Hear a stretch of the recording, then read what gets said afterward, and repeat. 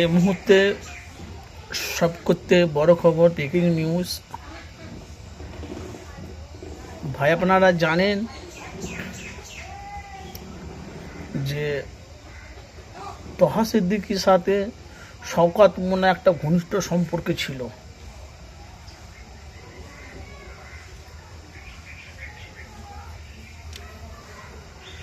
আব্বাস সিদ্দিকী জলসাজ নিষেধ করে, জলসাতে রাজনীতি করে, রাজনীতি নিয়ে মানুষের কাছে হকের কথা, ন্যায়ের কথা, সত্যটা প্রকাশ করে। আর আপনারা জানেন নওশাদ সিদ্দিকী উনি ভাঙড়ের আইএসএফ এর চেয়ারম্যান, উনি ভাঙড়ের এমএলএ বিধায়ক। কিন্তু ভাই নওশাদ সিদ্দিকীর সাথে আব্বাস সিদ্দিকীর সাথে রাজনীতির ময়দানে শওকত মোল্লার সাথে লড়াই ছিল। এটা বাংলার মানুষ সবাই জানে, আমরাও জানি।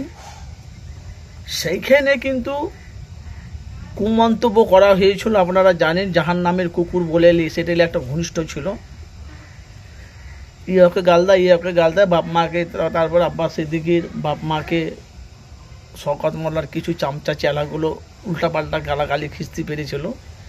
সেই থেকে তহা সিদ্দিকী কথাই দ্বারা এখন ওনাকে একটা কথা বোঝাতে চাইছিল। সেইটে শওকত মোল্লা বাস তহা সিদ্দিকীর ওপরে বিস্ফোরক মন্তব্য, খাতা খুলে দেব।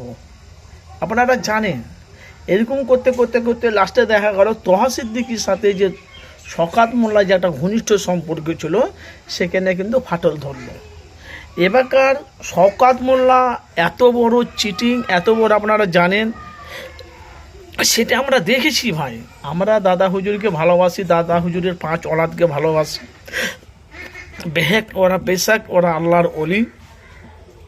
এবারকার ছোট হুজুর পীর কেবলাকে অমিত শাহ, হিন্দুদের সাথে অমিত শাহ সাথে তুলনা করেছে শওকত মোল্লা। যখনই অমিত শাহ সাথে তুলনা করেছে শওকত মোল্লা, সেইখান থেকে কিন্তু তহা সিদ্দিকীর মাথা গরম।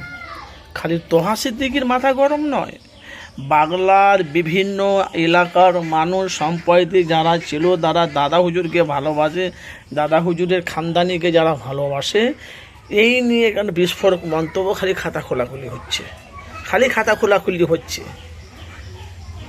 এবার তো তহা সিদ্দিকী ওকে তো বলেছে তোকে জ্যান্ত কবর দেবো। কিন্তু বাস্তব ভাই, কেন আমরা দাদা হুজুরকে ভালোবাসি, দাদা হুজুরের 5 ওলাদকে ভালোবাসি।